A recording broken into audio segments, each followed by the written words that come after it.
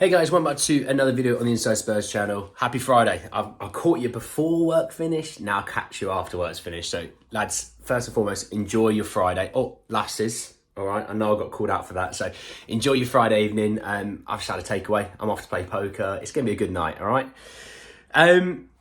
We're talking a little bit about, obviously the man on the thumbnail being Pierre Hojbjerg. We're talking a little bit about the situation about his potential move or lack of move now to Atletico Madrid.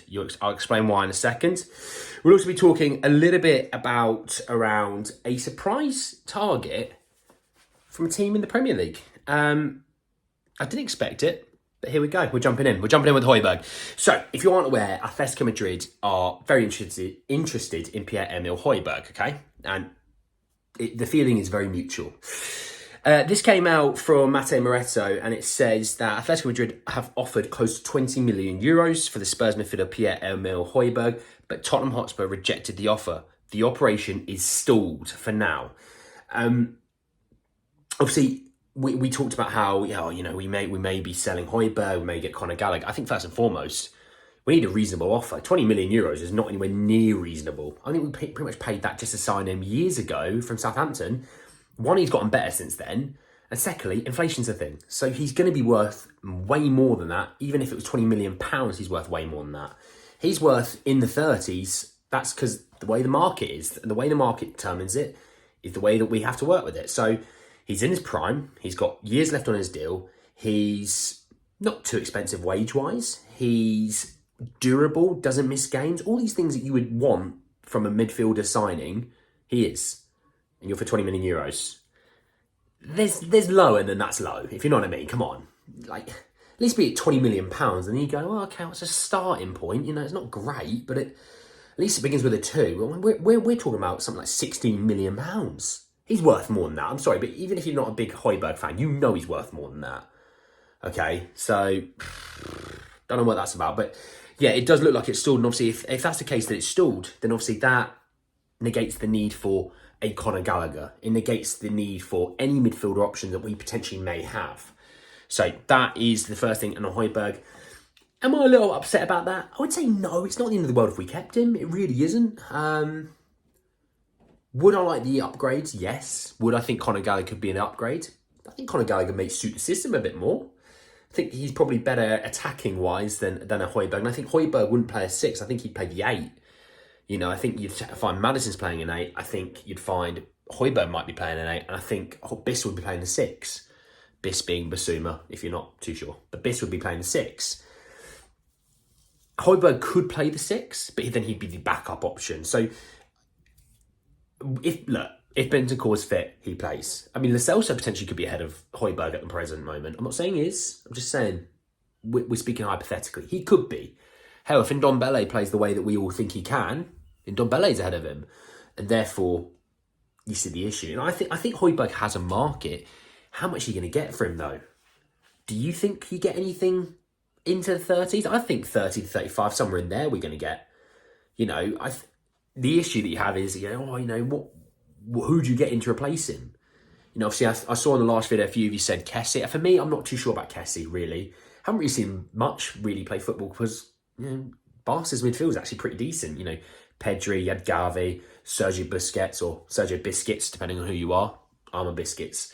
Frankie de Jong as well in there. You're talking about the 5th option in the midfield. And I don't know if he suits the style of play that we're going to be playing, you know, that pressing style of football. I also think he's more of a Conte Paratici kind of signing more than an Ange Postecoglou sign. I think Ange would be more, let's get someone a bit younger, fresher legs. And that's why I think Conor Gallagher would suit it a bit more. Plus, the homegrown situation always helps. I know I sound like Alistair Gold there, don't I? Yeah, sorry about that, guys. I'm not ruining your evening, I promise. I'm not. But there is one name that I didn't see coming. And I'm not opposed to it. You're very versatile, very solid player. So this came from Paul Taylor, who's a writer at The Athletic, okay? If you don't know if The Athletic, Ornstein works for him. I say less. I don't need to say any more. He's the guy. And he came in that a bid from Brentford was rejected for Nottingham Forest star man Brennan Johnson. So just to give you an idea, he tweeted, another bid rejected from Brentford, other clubs, including Spurs, still interested, but Forest value him at 50 million. Informal discussions have been held with Steve Cooper over Brennan Johnson's future, and he remains an integral figure at the county grounds. He followed up that tweet and said, don't get the feeling that this saga is over just yet, but the biggest question remains over whether anyone comes up with the right number. Look, I've said that now. You'll sit there and digest that and think, I didn't see that coming. I didn't see it coming either.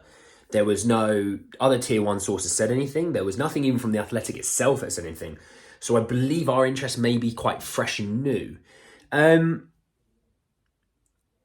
really hope that that's not the Kane replacement, though, if you know what I mean. Like, a part of me is very nervous about that because he does play out front a little bit for Forest. And if you don't know Brennan Johnson, the dude is versatile, plays all the way up the right-hand side, plays a little bit of striker. He scored quite a few goals in the second half of the season after the World Cup for Forest, and I think that's why Forest's form really took up. And you know from previous videos, Forest fan, I like Forest, all right? I was glad when they stayed up.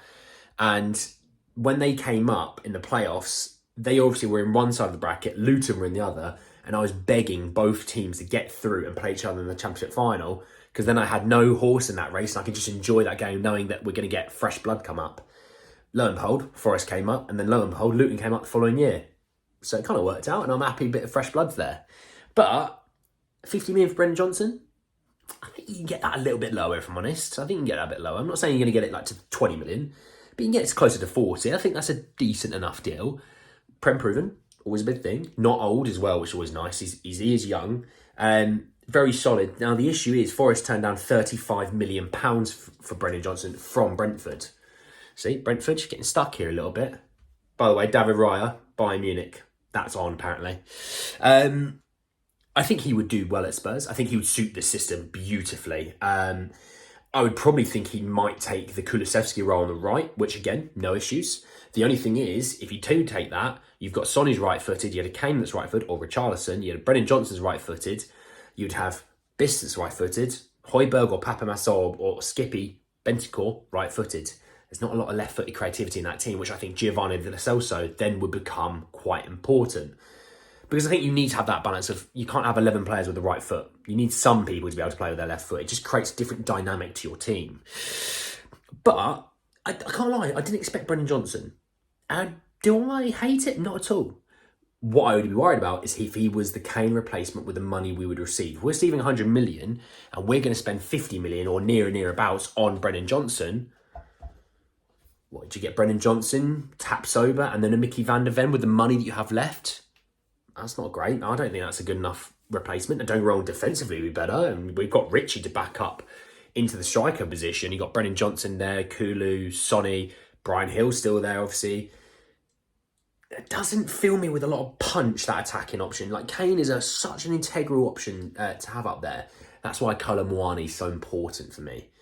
Now, if you're getting Kolo Muani, Brennan Johnson in the centre-half, I can probably play ball with that, but we need more than one centre-half. And that's why I wouldn't be thrilled with that, but it wouldn't be a bad option. Now, the issue that I would have is if you're going to be getting Johnson in, I think you probably need to move Hill and sell Hill. You would need to sell other players to make that work, really. That's the thing. You need to sell Hill, sell other players. You get Brennan Johnson, you call him one in 2 centre-halves. You're going to be talking about 200 odd mil. Do we have the money for that? Yeah, probably. If we sell those sort of players, yeah, of course we would. We'd have Harry Kane to offset 100 million of that as well. So you see how that would work. But anyway, guys, we're getting off track here. We'll see what happens. But yeah, a little bit unfortunate news about Højbjerg stalling. You never know. Things can pick back up on that. You know, maybe you'll see a couple of games in playing at Spurs and go, actually, he is a player. He's worth more than what we offered. Let's go and get him again. But anyway, guys, that's the end of the video. Drop a like on the video if you did enjoy it. Comment down below. Højbjerg, do you want him to stay? Do you want him to go? Brennan Johnson, let me know what you think about him as well, obviously. And guys, do enjoy your Friday night. I'll try and get some videos out tomorrow. I'll let you know how I get on with poker. Hopefully I'll win and I'll make you all proud. Subscribe to the channel if you are new and hit the bell notification for more. But anyway, guys, that's the end of the video and I'll see you all very, very soon. Take care, lads.